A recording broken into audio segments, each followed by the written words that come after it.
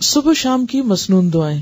جو شخص صبح شام 100 مرتبہ سبحان اللہ و بحمدہ پڑھے، یعنی صرف اتنا، تو اللہ تعالیٰ اس کے تمام گناہ معاف فرما دیں گے، اگرچہ سمندر کی جھاگ کے برابر ہو. اس کی عادت کیسے ڈال سکتے ہیں آپ؟ کیونکہ مصروف ہے نا سب، تو اتنا وقت تو نہیں ہوگا کہ جا نماز پہ بیٹھ کے 100 دفعہ پڑھ کے پھر اٹھیں. کوئی ایک خاص کام جو آپ کو روز کرنا ہے، تو اس خاص کام کے ساتھ آپ ایک خاص ذکر جو ہے وہ اپنا باندھ لیں. ایک تو ہے نا کہ ہر وقت کوئی بھی ذکر آپ کریں، لیکن یہ جو مخصوص اذکار بتائے گئے مخصوص اوقات میں کرنے کے، تو ان کا فائدہ جب ہی ہوتا ہے جب ہم ان کو اوقات کی پابندی کے ساتھ کرتے ہیں. اور اصل میں اس کے پیچھے حکمت بھی یہی ہے وقت بتانے کی، کہ پھر انسان اس میں مس نہیں کرتا. صبح ہوئی، اللہ کی یاد آئی، اور سنت کے مطابق جو آپ صلی اللہ علیہ وسلم نے بتایا وہ ذکر کرنا. ویسے تو آپ کوئی بھی کر سکتے ہیں، ہر ذکر میں فائدہ ہے، لیکن آپ کے نقشے قدم پہ چلنا، جہاں آپ نے قدم رکھا وہیں پیچھے رکھنا، اس کا لطف ہی کچھ اور ہے. ٹھیک ہے نا، یعنی اس میں تھوڑا فرق ہو جاتا ہے. پھر چلیے، آپ صلی اللہ علیہ وسلم نے فرمایا صبح شام 3 مرتبہ یہ دعا پڑھنے والا دن اور رات کی تکلیفوں اور نقصان سے محفوظ رہتا ہے. بسم اللہ الذی لا یضر مع اسمہ شیء فی الارض ولا فی السماء وہو السمیع العلیم. صبح شام اس اللہ تعالی کا نام لیتا ہوں جس کے نام کی وجہ سے زمین و آسمان کی کوئی چیز نقصان نہیں پہنچا سکتی، اور وہ سننے اور جاننے والا ہے. آپ صلی اللہ علیہ وسلم اس دعا کو بھی روزانہ صبح شام 3 مرتبہ پڑھتے تھے. اللہم عافنی فی بدنی، اللہم عافنی فی سمعی، اللہم عافنی فی بصری، لا الہ الا انت. اس دعا کو آپ صبح اور شام کے مثلا سنت کے بعد یا فرض کے بعد اگر مقرر کر لیں تو انشاءاللہ تعالی پھر بھولیں گے نہیں. اے اللہ میرے بدن میں عافیت عطا فرما، اے اللہ میری سماعت میں عافیت عطا فرما، یعنی میرے کان ٹھیک رکھ. اے اللہ میری بینائی میں عافیت عطا فرما. آپ کے سوا کوئی بھی معبود نہیں ہے، کیونکہ انسان کی جسمانی صحت اس کی عبادت کے لیے، اس کے کام کاج کے لیے، فرائض کی ادائیگی کے لیے بہت ضروری ہے. تو آپ صلی اللہ علیہ وسلم 3 بار صبح اور شام یہ پڑھتے تھے. اب ویسے تو آپ ایک بار بھی پڑھ سکتے ہیں، لیکن اصل سنت کیا ہے؟ پھر 3 بار پڑھنا. آپ صلی اللہ علیہ وسلم نے فرمایا کہ جو شخص سورہ اخلاص، سورہ فلق اور سورۃ الناس صبح شام 3 بار پڑھے گا تو وہ ہر قسم کی آفت سے محفوظ رہے گا. ترمذی کی روایت ہے. آپ صلی اللہ علیہ وسلم نے سیدہ فاطمہ رضی اللہ تعالی عنہا کو ہر صبح شام یہ دعا مانگنے کا حکم دیا تھا، یعنی آپ نے اپنی بیٹی کو یہ دعا سکھائی تھی.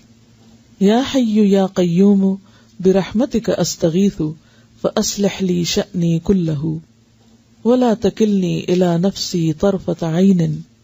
اے ہمیشہ زندہ اور قائم رہنے والے، آپ ہی کی رحمت کا واسطہ دے کر فریاد کرتا ہوں کہ میرے سب کاموں کو درست کر دیں، اور مجھے میرے نفس کی طرف پلک جھپکنے کی دیر کے لیے بھی حوالے نہ کریں.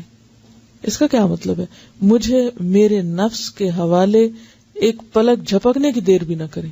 کیوں؟ مجھے مسلسل اپنی حفاظت میں رکھیں، میں بھٹکنے نہ پاؤں. ومن یکفر بالطاغوت، تو طاغوت میں سب سے پہلے خود اپنا نفس آتا ہے. ان النفس لامارۃ بالسوء. اور اگر انسان اپنے نفس کی باتیں ماننے لگ جاتا تو کبھی بھی پھر وہ اللہ کی بات نہیں ماننے دیتا. تو انسان نفس کے حوالے ہوا نہیں اور پھسلا نہیں اور گیا نہیں.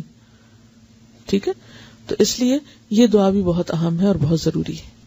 تو نفس کے حوالے ہونے کا مطلب کیا ہے؟ برائی کی طرف جانا. اور اس میں آپ دیکھیے کہ آپ سارا دن عہد کریں گے میں نے یہ نہیں کرنا ہے، ایسا نہیں بولنا، ایسا نہیں کرنا، اور لمحے بھر کے لیے کیا ہوتا ہے؟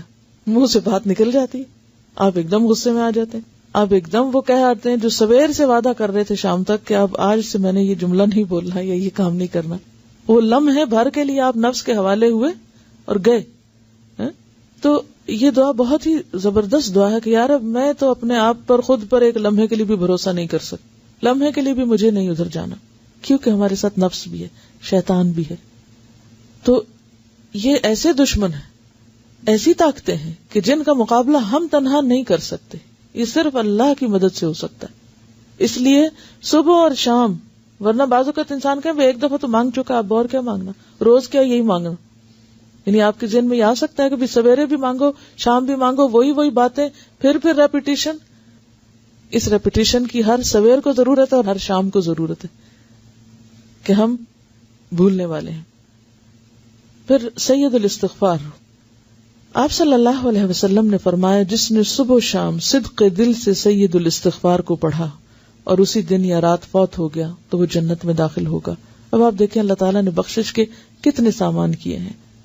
ایک چیز کر لو، دوسری کر لو، تیسری کر لو، یعنی یہی اس کی رحمت ہے کہ اس نے چھوڑا نہیں بھٹکنے کے لیے، یا اللہ بندوں پہ ظلم نہیں کرتا. لیکن اگر بندے خود ہی غفلت کے شکار رہیں اور کسی بھی چیز سے فائدہ نہ اٹھائیں تو پھر جبر نہیں کرتا اللہ تعالیٰ.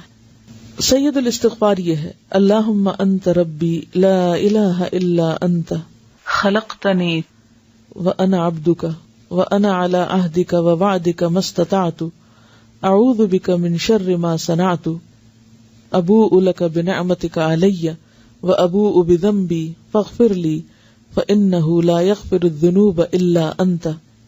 اے اللہ، آپ ہی میرے رب ہیں، آپ کے سوا کوئی عبادت کے لائق نہیں. آپ نے مجھ کو پیدا کیا ہے اور میں آپ کا بندہ ہوں، اور میں اپنی طاقت کے مطابق آپ سے کیے ہوئے عہد اور وعدے پہ قائم ہوں.